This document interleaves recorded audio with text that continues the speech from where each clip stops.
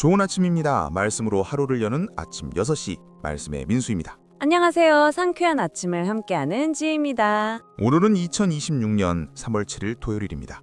제 잠에 엊그제가 경칩이었던 거 기억하나요? 네, 그럼요. 개구리가 잠에서 깬다는 경칩이 지나서 그런지 오늘 아침 공기에서 확실히 봄 냄새가 나는 것 같아요. 맞습니다. 오늘 전국이 대체로 맑고 포근한 봄 날씨가 이어진다고 합니다.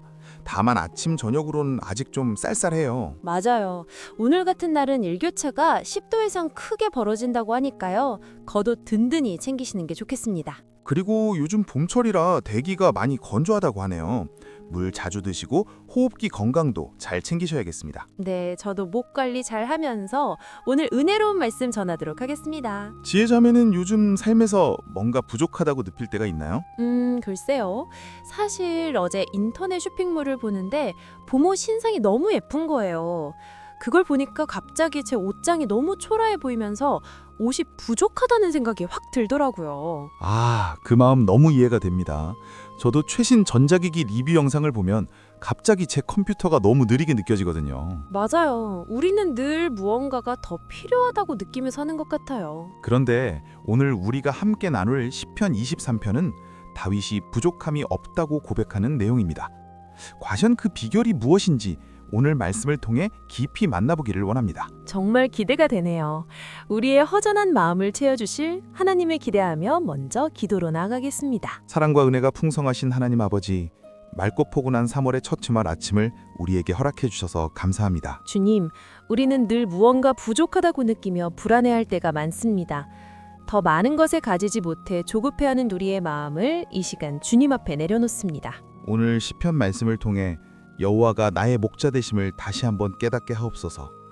세상이 줄 수 없는 참된 만족과 평안을 누리는 이 아침이 되게 하여 주옵소서. 우리의 영혼을 소생시키시고 의의 길로 인도하시는 주님을 신뢰합니다. 예수님의 이름으로 기도드립니다. 아멘. 오늘 우리에게 주시는 하나님의 말씀은 시편 23편 1절에서 2절 말씀입니다. 여호와는 나의 목자시니 내게 부족함이 없으리로다. 그가 나를 푸른 풀밭에 누이시며 쉴만한 물가로 인도하시는도다. 아멘. 이 말씀은 정말 언제 들어도 마음이 편안해지는 것 같아요. 그렇습니다.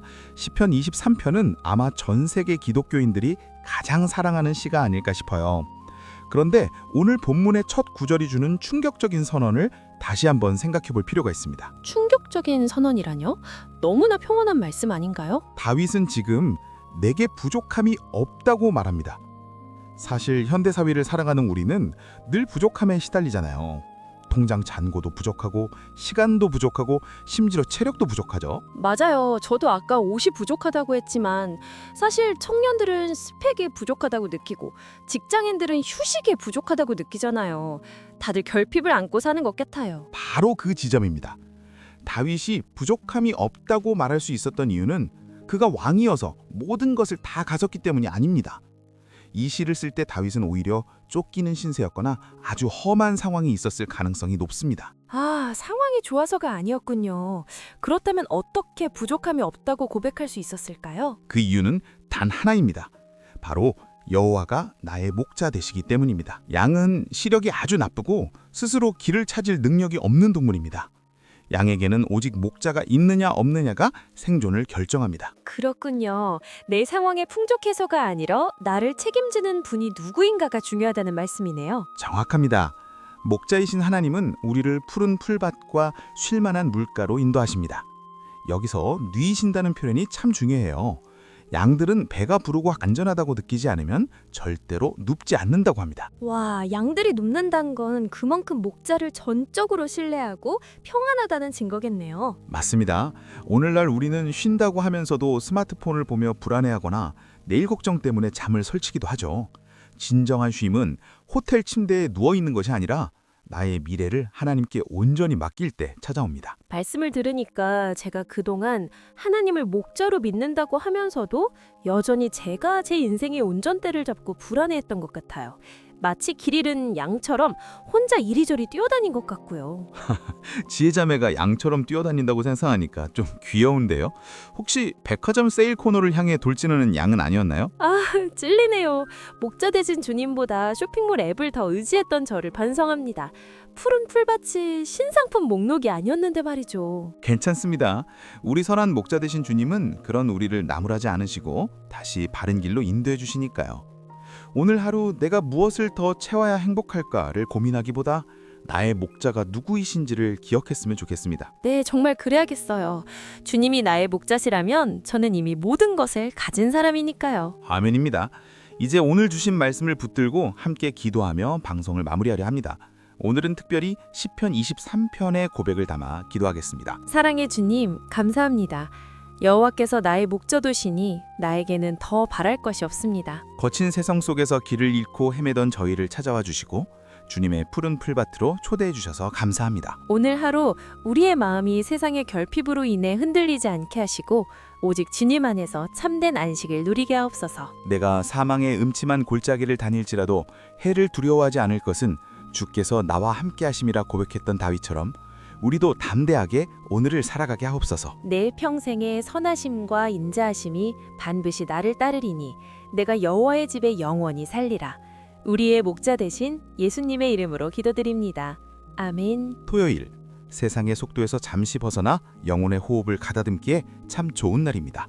우리가 목자 되신 주님의 음성에 귀를 기울일 때 비로소 참된 안식과 부족함 없는 은혜를 경험하게 됩니다. 오늘 하루 주님이 예비하신 푸른 풀밭과 쉴만한 물가에서 지친 심령이 새롭게 회복되고 살아나는 축복을 누리시길 소망합니다. 오늘 하루도 선한 목자 되신 주님 손 꼭 잡고 따뜻한 봄 햇살처럼 평안한 하루 보내시길 바랍니다. 말씀이 좋으셨다면 구독과 좋아요 꼭 눌러주시고요. 여러분 모두 행복하세요. 곧 이어서 시편 23편 1절에서 2절 말씀에 부족함 없는 선한 목자의 인도 주제로 말씀 읽겠습니다.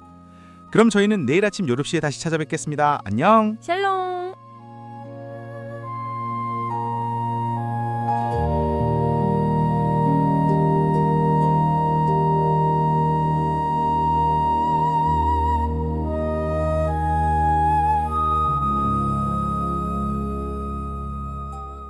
여호와는 나의 목자시니 내게 부족함이 없으리로다.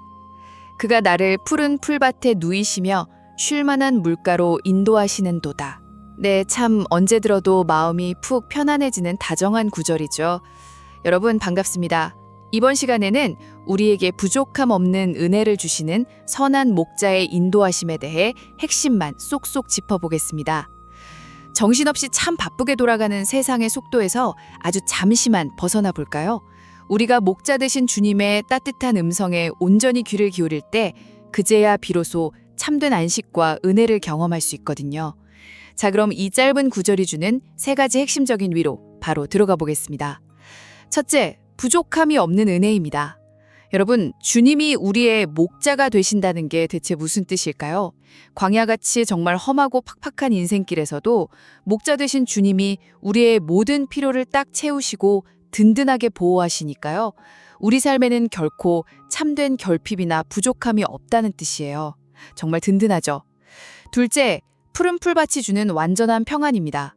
사실 연약한 양들은요, 주변에 불안함이 하나도 없고 배가 부를 때만 비로소 땅에 눕는다고 해요. 그러니까 주님이 우리를 푸른 풀밭에 누이신다는 건 내 힘으로 아등바등 애쓰던 모든 노력을 잠시 멈추고 주님의 품 안에서 완전히 경계를 푼 채 누리는 완벽한 안식인 거죠. 마지막으로 쉴만한 물가에서의 영원 회복입니다. 급류처럼 위험하고 거친 세산의 물살이 아니라 양들이 마음 편히 꿀꺽꿀꺽 목을 축일 수 있는 아주 잔잔하고 안전한 물가로 우리를 이끄셔서요. 메마르고 지친 영혼을 다시 숨쉬게 하시고 살리시는 그 세밀한 돌보심이랍니다. 결국 목자의 든든한 보호, 푸른 풀밭의 눕힘, 쉴만한 물가의 인도라는 이 3가지 은혜는 우리 영혼을 온전히 살리시는 주님의 크고 놀라운 사랑, 그 자체입니다. 오늘 하루 주님이 친히 예비하신 그 싱그러운 풀밭과 맑은 물가에서 여러분의 지친 심령이 새롭게 회복되는 축복을 듬뿍 누리시기를 진심으로 바랍니다. 곧이어 심층 분석 진행됩니다.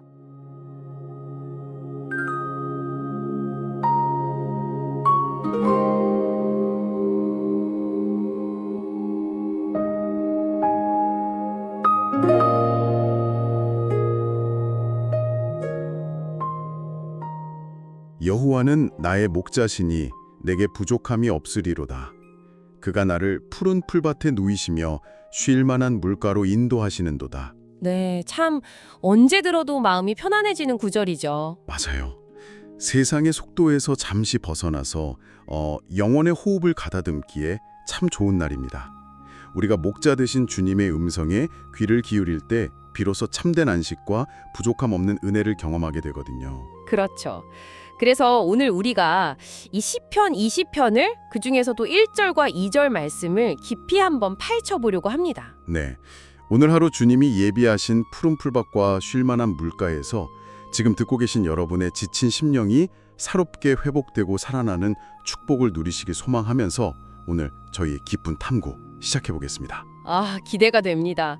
보통 이 시편 23편 하면 다들 머릿속에 그리는 그림이 있잖아요. 그 달력에 나올 법한 그림이요. 막 따뜻한 햇살이 비치고 저기 푸른 잔디밭에서 하얀 양들이 한가롭게 풀을 뜨는 약간 영국의 시골 마을 같은 평화로운 풍경이죠. 네, 저도 어릴 때는 그렇게 상상했거든요. 그런데 당시의 역사적 배경이나 지리적 정황을 깊이 살펴보면 이야기가 완전히 달라집니다. 다윗이 이 시를 푸른 초원위에서 소풍 즐기면서 쓴 게 아니에요. 아, 정말요? 그럼 어디서 쓴 건가요? 그 사울 왕의 군대에게 쫓겨서 목숨을 건지려고 도망쳤던 아주 척박한 유대 광야입니다. 낮에는 막 살인적인 더위가 내리쬐고 밤에는 혹한이 오고 사방에 맹수나 적들이 도사리고 있는 아주 위태로운 도망자 시절에 이 고백을 남겼을 가능성이 큽니다. 와, 맹수가 우글거리는 험난한 광야에서 쫓기는 상황이었군요. 저는 내게 부족함이 없으리로다 이 말씀이 내 통장의 잔고가 두둑하고 내 계획대로 인생이 완벽하게 굴러가니까 나는 부족함이 없다 이렇게 말한 건 줄 알았어요. 맞아요. 시편 23편의 구조를 자세히 보면 아주 극명한 대조가 나옵니다. 1절부터 4절까지는 위험과 결핍이 도사리는 거친 광야에서 전적으로 목자에게 생존을 의지해야 하는 양의 모습이고요. 후반부인 5절, 6절은 아주 안전한 집안에서 주인의 융숭한 대접을 받는 손님의 모습으로 바뀌거든요. 아, 상황은 광야인데 마음은 안전한 집에 있는 것과 같다는 뜻인가요? 그렇죠. 내 주변 환경이 얼마나 척박한지가 중요한 게 아니라 내가 지금 누구와 함께 있는가, 즉 내 인생의 통제권을 쥔 분이 누구인가가 나의 상태를 완전히 압도한다는 뜻입니다. 정말 묵직하게 다가오네요. 예전에 어떤 유명한 설교자가 양에게 가장 위험한 순간에 대해서 통찰을 남긴 적이 있잖아요. 저는 그 이야기가 너무 인상 깊었거든요. 아, 네. 보통 양에게 가장 위험한 순간 하면 사자나 늑대가 나타났을 때라고 생각하기 쉬운데 사실은 그게 아닙니다. 양에게 가장 치명적인 순간은 맹수가 나타났을 때가 아니라 양 스스로 길을 찾으려고 목재를 떠날 때입니다. 목자를 떠날 때요? 네, 양의 생패를 보면 시력이 되게 안 좋거든요. 방향 감각도 둔해서 스스로 물가나 안전한 곳을 찾을 능력이 거의 없어요. 게다가 자기를 방어할 날카로운 뿔이나 빠르게 도망칠 수 있는 다리도 없잖아요. 진짜 스스로의 힘으로는 하루도 살아남기 힘든 연약한 존재네요. 맞습니다. 그래서 내게 부족함이 없으리로다 라는 이 선언은 내 인생에 아무 문제가 없다는 뜻이 결코 아니에요. 나 스스로 목자가 되어서 쫓아다니던 그 결핍과 불안이 이제 더 이상 나의 주인이 될 수 없다는 강력한 믿음의 선언인 거죠. 아, 환경이 바뀌어서가 아니라 내 생존을 책임지는 존재가 완전하신 분이기 때문에 나는 충분하다. 정말 놀랍습니다. 현대인들의 삶에 빗대어서 쓰인 어떤 글을 보면 이 지점이 더 뼈저리게 느껴지거든요. 네, 그 글 참 날카롭죠. 현대인들이 어떻게 살고 있는지를 아주 정확하게 꼬집었어요. 제가 살짝 소개를 해드리면 이런 내용이었죠. 나의 목자는 나 자신이니 언제나 부족하리로다.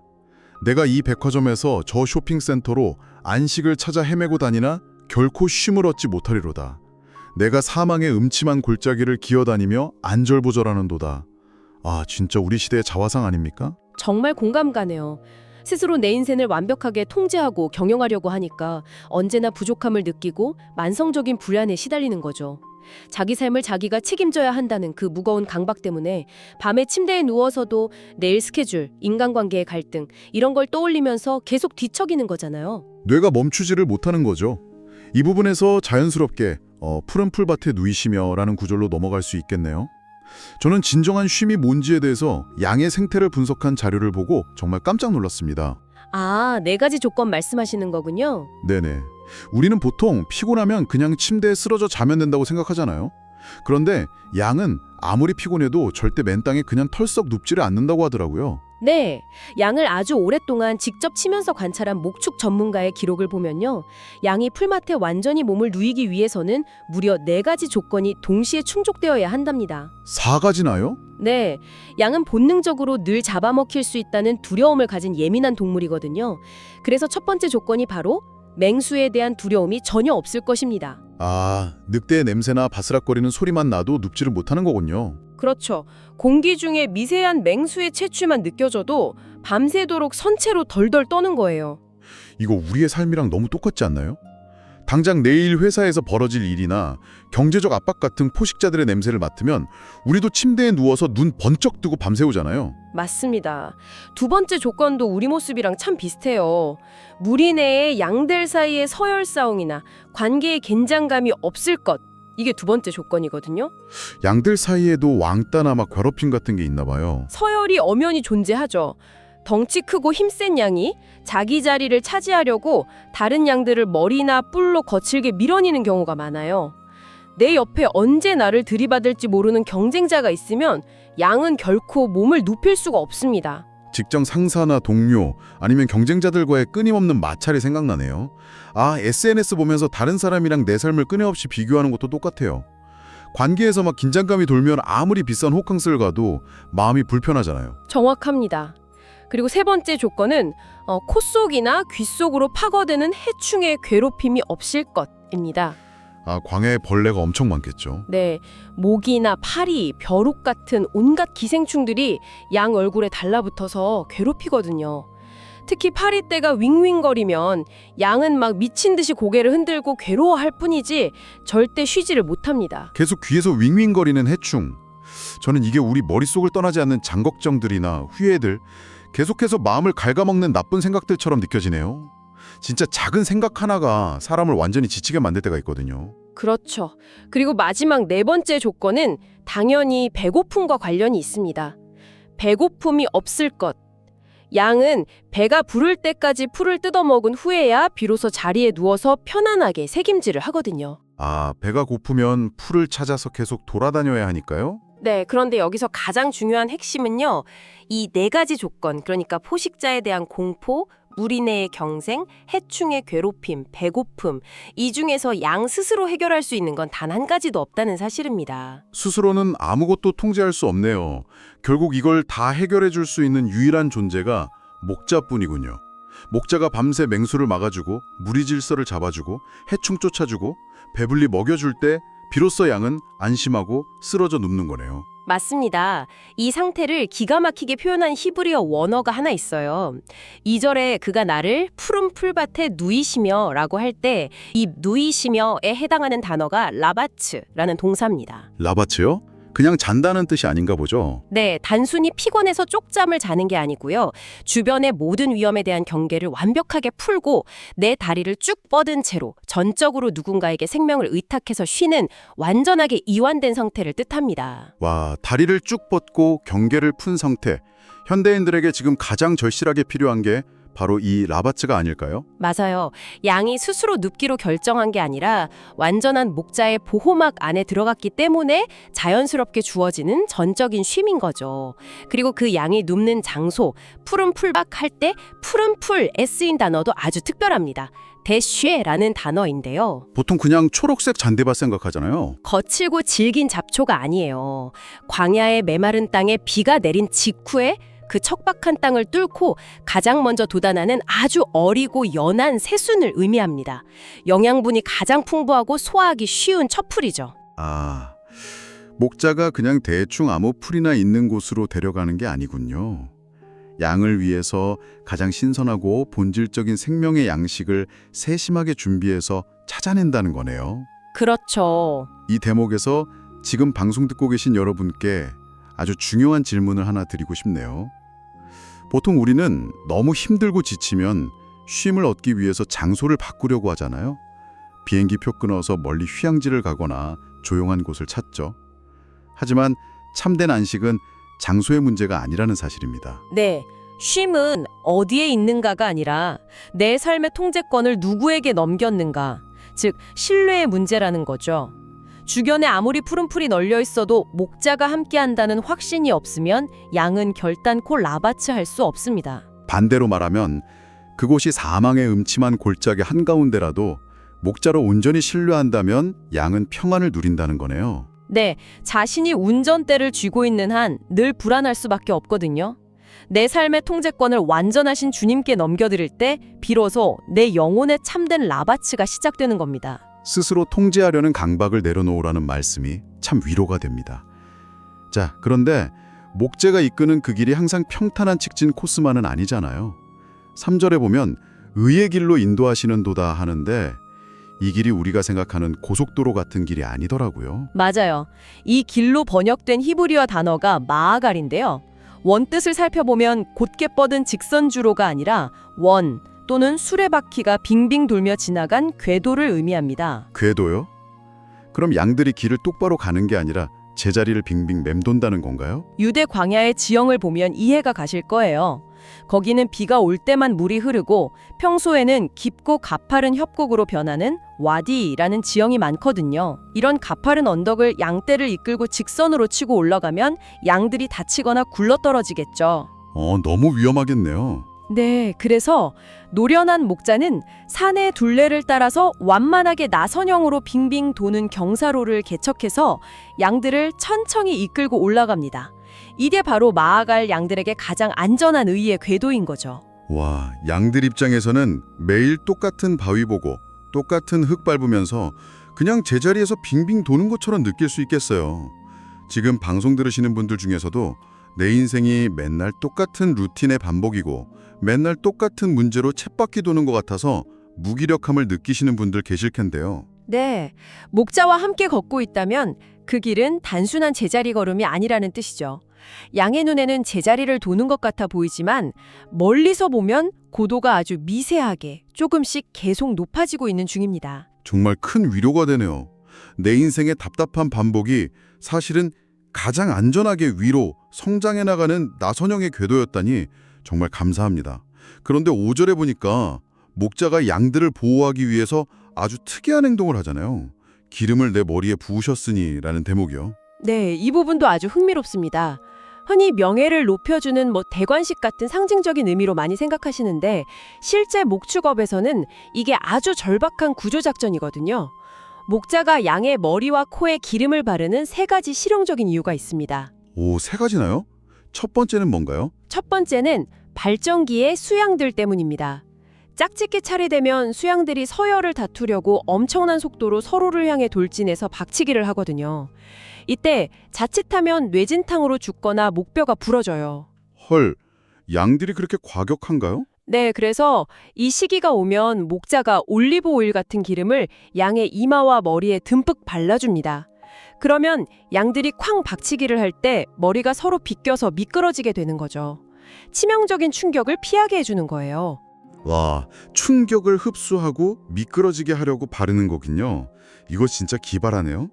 직장이나 가정에서 우리가 서로 막 날카롭게 부딪히고 갈등할 때 서로에게 치명적인 상처를 입히지 않도록 영혼의 완충제나 윤활유 역할을 해준다는 의미로 다가옵니다. 두 번째 이유는 뭔가요? 두 번째가 진짜 끔찍한데요. 여름철에 양들을 공격하는 코파리라는 치명적인 해충을 막기 위해서입니다. 이 파리들이 양의 촉촉한 코 점막에 알을 낳으려고 막 덤벼들거든요. 유충이 부화해서 콧구멍을 타고 머릿속으로 깊이 파고 들어가면 으아, 생각만 해도 소름이 돋네요. 네, 유충이 뇌 근처까지 파고들면 양이 그 고통과 가려움증 때문에 미쳐버립니다. 막 나무나 바위에 머리를 세게 부딪히면서 자해를 하다가 심지어 죽기도 해요. 벌레 때문에 바위에 머리를 찧어서 죽는다니 아까 우리가 얘기했던 머릿속을 떠나지 않는 파괴적인 생각들이랑 똑같네요. 끊임없는 불안이나 비교의식, 우울한 생각들이 우리 영혼을 갉아먹을 때 우리도 막 스스로를 자해하고 무너뜨리잖아요. 맞습니다. 그래서 목자가 타르나 황을 섞은 기름을 양의 코 주변이랑 머리에 두껍게 발라주면 파리들이 미끄러져서 아예 달라붙지를 못해요. 파괴적인 생각들이 접견조차 못하게 원천 차단하는 방어막을 쳐주는 거죠. 기름을 바르면 양들은 곧바로 평안을 되찾습니다. 와, 기름 부으심이 내 영혼의 철저한 방어막이었군요. 마지막 세 번째 이유는요? 세 번째는 양떼 전체의 생존과 직결된 전염병 예방입니다. 옴이라는 아주 치명적인 피부병이 있는데 양들은 서로 머리를 맞대고 지내니까 한 마리만 걸려도 순식간에 전체로 퍼지거든요. 아, 전염을 막기 위한 약이기도 하네요. 네, 목자가 발라주는 기름은 단순한 화장품이 아니라 전염병을 막아내고 상처를 치료하는 아주 강력한 살균제 역할을 하는 겁니다. 기름을 머리에 부으셨다는 게 그냥 한가로운 스파 마사지나 의식이 아니었네요. 뼈가 부러질 듯한 갈등에서 미끄러지게 하고 뇌를 갉아먹는 생각들을 차단해주고 내 영혼을 병들게 하는 전염병에서 나를 살려내려는 목자의 아주 치열하고 헌신적인 사랑이었군요. 그렇습니다. 시편 23편이 왜 수천 년 동안 수많은 사람들을 살려낸 생존의 텍스트인지 알 수 있는 대목이죠. 스스로 살아남을 수 없는 양을 위해서 목자가 얼마나 철저하게 보호하고 이끄는지를 보여줍니다. 자, 그럼 이 모든 내용들이 결국 우리에게 던지는 최종적인 결론이 뭘까요? 사실 인생이 막 바닥으로 곤두박질 칠 때는 목자의 음성조차 까마득하게 느껴지고 나만 버려진 것 같은 두려움이 엄습할 때가 있잖아요. 그런데 이 시의 마지막 대매를 장식하는 6절을 보면 아주 압도적인 단어가 하나 나옵니다. 네, 6절에 내 평생에 선하심과 인자하심이 반드시 나를 따르리니 라는 선언이죠. 여기서 우리는 따르리니로 번역된 히브리어 단어에 주목해야 합니다. 우리는 보통 목자의 사랑이 내 등 뒤에서 조용히 얌전하게 그림자처럼 따라온다고 생각하잖아요. 네, 그냥 내 뒤에서 계신 것 같은 느낌이죠? 그런데 원어인 라다프라는 동사는 완전히 뜻이 다릅니다. 이 단어는 추격하다라는 뜻을 가진 아주 역동적이고 맹렬한 동사예요. 조용히 따라오는 게 아니라 맹렬하게 추격한다고요? 네, 마치 사냥꾼이 먹잇감을 쫓아가듯이 기필코 잡아내고야 만다는 강력한 의지가 담긴 단어입니다. 양이 막 고집을 부려서 목자를 떠나 길을 잃어도 맹수가 양을 덮치려 해도 심지어 양 스스로 모든 걸 포기하고 벼랑 끝에 서 있을지라도 목자의 그 신실한 사랑이 결코 양을 포기하지 않고 끝까지 추격해 와서 기어이 찾아내고야 만다는 뜻입니다. 내가 너무 지쳐서 다 포기하고 도망치고 싶을 때조차도 그 선한 사랑이 나를 끝까지 추격해서 기어이 나를 찾아낸다. 버너시 와서 쓰러진 현대인들에게 정말 이보다 더 압도적인 위로가 어디 있을까요? 네, 이 추격하는 맹렬한 사랑을 깨달을 때 비로소 3절에 내 영혼을 소생시키시고 라는 말씀이 완성되는 겁니다. 소생이라는 건 단순히 기분 전환되는 게 아니거든요. 길을 잃고 파괴되었던 영혼이 끝까지 쫓아온 목자의 품에 안기면서 비로소 자기가 원래 있어야 할 제자리로 온전히 돌아오는 엄청난 사건입니다. 정말 마음이 벅차오르네요. 오늘 저희가 살펴본 내용들을 종합해보면 시편 23편은 사망의 음침한 골짜기 한가운데서도 우리가 결코 두려워할 필요가 없는 이유를 아주 명확하게 알려줍니다. 내 환경이 좋아서가 아니라 나를 이끄시는 목자가 완전하시기 때문입니다. 맞습니다. 결핍의 두려움 속에서도 삶의 통찰관을 주님께 온전히 넘겨드릴 때 우리는 뼈를 깎는 불안에서 벗어나서 가장 생생하고 현실적인 자유를 누리게 되는 거죠. 자, 이제 오늘 시간을 마무리하면서 지금 방송을 듣고 계신 여러분께 스스로에게 던져볼 만한 질문을 하나 드리고 싶습니다. 오늘 우리는 예민한 양이 풀밭에 다리를 쭉 뻗고 완전히 눕기 위해서는 4가지 조건이 해결되어야 한다고 나눴습니다. 맹수에 대한 두려움, 무리 내의 갈등, 머릿속을 맴도는 잔걱정들, 그리고 채워지지 않는 배고픔. 네, 이 4가지죠. 당신에게 묻고 싶습니다. 지금 당신이 다리를 뻗지 못하게 만들고 밤새도록 선체로 두려워 뒤척이게 만드는 그 한 가지는 이 넷 중 무엇입니까? 오늘 밤 내가 어찌할 수 없어 꽉 쥐고 있던 그 통제불능의 문제를 내 손에서 놓고 완전하신 목자에게 넘겨드린다면 내일 아침 당신이 맞이할 내면의 풍경은 어떻게 달라질까요? 참 깊이 생각해보게 되는 질문이네요. 여러분의 영혼에 완전한 라바찌의 쉼이 임하기를 기도합니다. 치열한 세상 속에서 지친 여러분의 마음을 토닥여주는 따뜻한 위로의 공간, 말씀 쉼터였습니다. 오늘 내용이 여러분의 삶에 작은 평안을 주었다면 좋아요와 구독 부탁드리고요. 저희는 내일 아침 6시 여러분의 영혼을 깨우는 새로운 말씀으로 다시 찾아뵙겠습니다. 평안한 밤 되십시오.